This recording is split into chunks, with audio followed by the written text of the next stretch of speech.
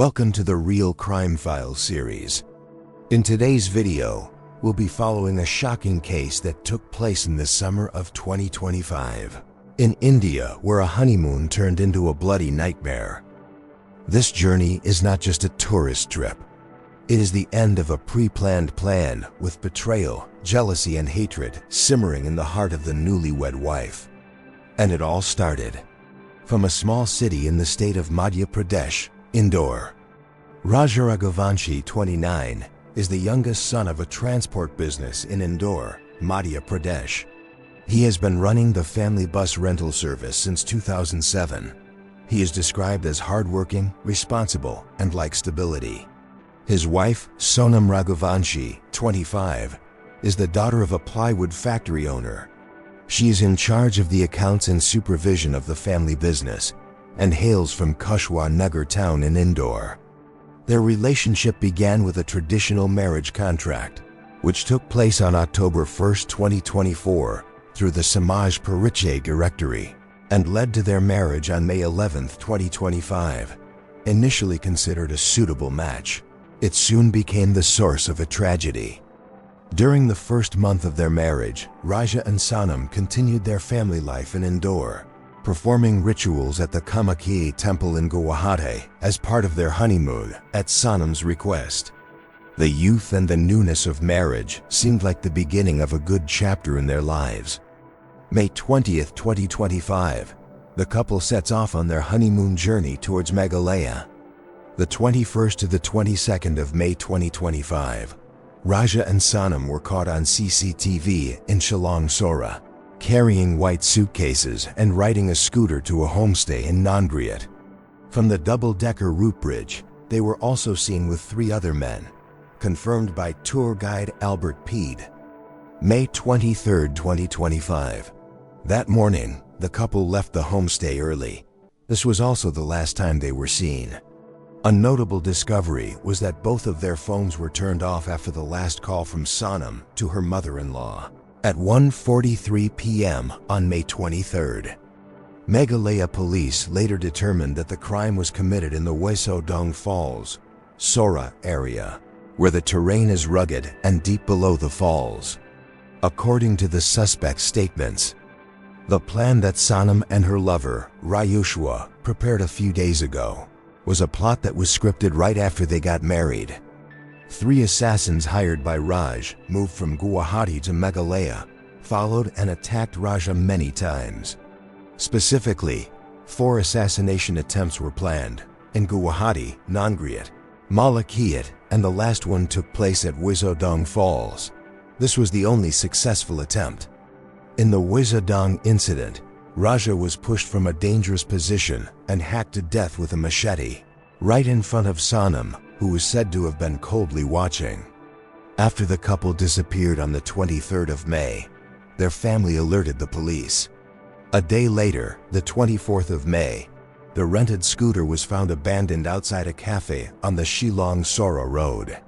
The search by local authorities and the National Disaster Response Force, NDRF, saw the difficult task of using helicopters, drones, and climbing ropes to reach the deep ravine. Decomposed. The family identified him through a tattoo on his right hand. The police immediately opened a murder case, analyzing fingerprints, the location of the body, and the injuries. June 2, 2025, Raja's body was discovered at the foot of Wesodong Falls in a state of autopsy. Post-mortem, the main injuries were 2 sharp slashes to the head, causing acute blood loss and death. Performed by Negrams in Shillong. Seized a blood-stained machete, a stained raincoat, a white shirt, a broken smartphone case, and a smartwatch. Raja's jewelry, such as rings, necklaces, bracelets, given on the wedding day, were not found with the body, initially suspected to be stolen, but were dismissed when Sonam left her own belongings at the homestay, Mangal Sutra, rings, with signs of brutal violence. The appearance of the executioner in a deep forest environment increases the severity. Not only is it murder, but it is also organized murder. Preliminary analysis from the forensic team determined that this was a deliberate murder. After Raja's body was recovered on June 2nd, the authorities immediately formed a special investigation team, SIT, from the Meghalaya police to investigate the case. Initially, the force determined that this was an accident or kidnapping, but the on-site examination and autopsy quickly oriented it to a case of intentional murder. They collected more than 42 CCTV clips from starting points such as Shillong, Nongriat, Malkaith, Wizhaodong, and also physical evidence: a blood-stained kukri, raincoat, a stained shirt, a phone case, a broken watch, fingerprint evidence, and shoe prints at the scene. Investigators have been deciphering call logs, IP addresses, Wi-Fi locations, and GPS data to reconstruct the sequence of events. Digital evidence recording Sonam's last call to her mother-in-law at 1:43 p.m. on May 23rd, just before she and Raja disappeared, confirms that the two were held captive at Wizhaodong Falls. Local guide Albert Peed provided evidence of seeing the couple with 3 men on May 23rd, which played a key role in solving the case. Soon after the first physical and digital evidence was collected from the crime scene in Meghalaya, the Special Investigation Team, SIT, quickly issued a search warrant for the suspects. The primary target was Raja Raghuvanshi, the newlywed wife, who was the last person known to be present with the victim. Raja Raghuvanshi, after the incident, secretly left Meghalaya and completely cut off contact with both families. Attempts to call Raja's parents went unanswered. The 25-year-old woman mysteriously disappeared for nearly 10 days after the incident. Through extracting the travel history from her phone and tracing credit card transactions, the police discovered that she had moved towards Uttar Pradesh, taking refuge in the city of Gazipur under a false identity. During his time in hiding, Sonam did not use his official phone but switched to a new SIM card, registered under someone else's name, a clear sign of an attempt to conceal his whereabouts. The waiter there, suspecting that the girl was showing signs of anxiety and recognizing her from the wanted photo in the press, secretly called the local police. When the police showed up, Sonam initially denied her identity. However, after being taken to the police station and subjected to a biometric check, she was identified as the prime suspect in the murder of her husband in Meghalaya. At the time of her arrest, Sonam Kang Mang Theo Biekti K Gifi Titai the Now, Ngoi Mt Shik Yayan Thoi Diong Jarakva Mt Tu Nachung, Vi Mon Trang Ccu Rak Tuan, Hio Kin Kine Siench Sat Ni Si, G Ko, Estuan Batitu Chak. Meanwhile, Meghalaya police, in coordination with police from other states, have expanded their manhunt. Raj Koshua, Sonam's lover and the second suspected mastermind, has been identified as hiding in Bhopal, Madhya Pradesh. Through recovered text messages from Sonam's phone and the location of previous calls, the police were able to pinpoint Raj's hideout. On June 9, 2025, Raj was arrested while staying at a cheap motel near Baragar Market. He did not resist arrest, but repeatedly denied having a relationship with Sonam, until confronted with evidence from her phone and her initial statement. The remaining 3 suspects, Vishal Chauhan, Akash Rajput, and Anand Kurmi, were henchmen hired by Raj from a previous connection. All 3 were casual laborers who had worked for short periods at Sonam's family's plywood factory in Indore. Raj had contacted and paid the group through indirect transfers through middlemen. The accused were then absconding in various parts of Delhi, Bihar, and Jharkhand. Between June 10th and 13th, the 3 were arrested through a joint federal manhunt. In particular, the process of arresting Akash Rajput required police to use undercover tactics. An officer posing as a transport broker approached Akash in Patna.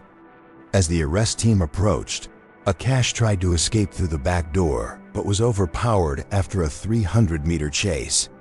In his luggage, the police seized a phone containing GPS data matching his journey to Meghalaya, irrefutable evidence. After all were arrested, The SEAT team arranged for each suspect to be taken back to Meghalaya for investigation and crime scene reconstruction. The trips were carefully conducted with the support of armed police due to the complexity and level of media interest. The entire arrested group was divided into two groups. The Sonam Raj group was taken to Shillong. The three assassins were taken to Nongriat and Wai Sawdong to reconstruct the crime. The interviews were closely guarded and videotaped. When Sonam was taken to the crime scene, she burst into tears when she saw where Raja was murdered. But investigators noted she showed no remorse, only fear of facing justice. At the Central Police Station in Shillong, questioning began soon after all the suspects were brought back from other states. Raja Raghuvanshi was the first to be questioned. During the initial hours, she remained silent and repeatedly asked for a lawyer, refusing to answer any questions from the investigators. However, investigators had prepared a series of evidence from CCTV photos, phone location logs, tracking videos at Wai Sawdong, to WhatsApp messages between her and Raj, recovered using data recovery technology. During the second interrogation, when the investigator showed Sonam a text message that read, "Everything is ready.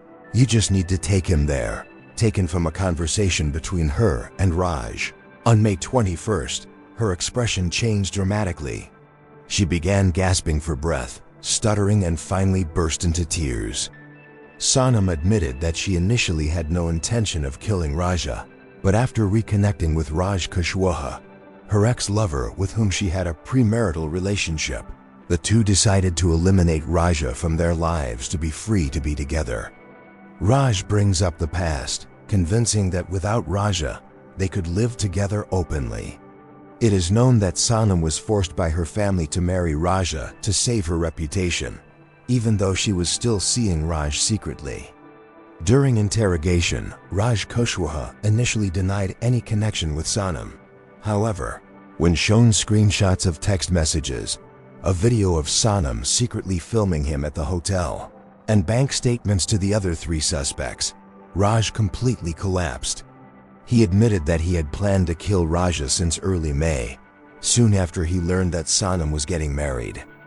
The remaining three suspects, Vishal, Akash and Anand, confessed that they were hired for 3.5 lakh rupees, about 40 million VND, divided equally among the three. The group had arrived in Meghalaya several days earlier, following the couple, and had 3 failed attempts due to bad timing. After 3 failures, the group was ordered by Raj, "This time, you cannot fail again." And the 4th time, they attacked in one of the most remote spots in the state of Meghalaya. After completing the interrogation process, the investigation team focused on consolidating the case file in preparation for the trial. They systematized the entire chain of evidence, from testimony, physical evidence, to electronic data, to ensure a solid conviction and no legal loopholes. The cleaver, kukri, stained with the victim's blood, was found about 100 meters from the scene. Sonam's raincoat had blood stains on it. Test results confirmed a match with Raja's DNA. Sonam's raincoat had blood stains on it. Test results confirmed a match with Raja's DNA. Text messages between Sonam and Raj reveal the conspiracy. Location history from phone and CCTV camera, homestay, bus station, scooter rental shop. The data from Raja's smartwatch discovered at the scene recorded a sudden drop in heart rate around the time of death. Homestay staff, tour guides, coffee shop owners, people who saw the group of 5 people entering the forest. Homestay staff, tour guides, coffee shop owners, people who saw the group of 5 people entering the forest. With a file weighing hundreds of pages, sealed and submitted to the High Court in Shillong, the police asserted, "This case has enough evidence to convict all the accused with the maximum sentence under the law." After the case was filed, and the accused were charged under Section 302, murder, Section 120B, criminal conspiracy, and other relevant provisions of the Indian Penal Code. The case was formally taken up for trial in the High Court of Shillong Meghalaya. The case immediately attracted special attention from the national media and was dubbed the Blood Honeymoon case.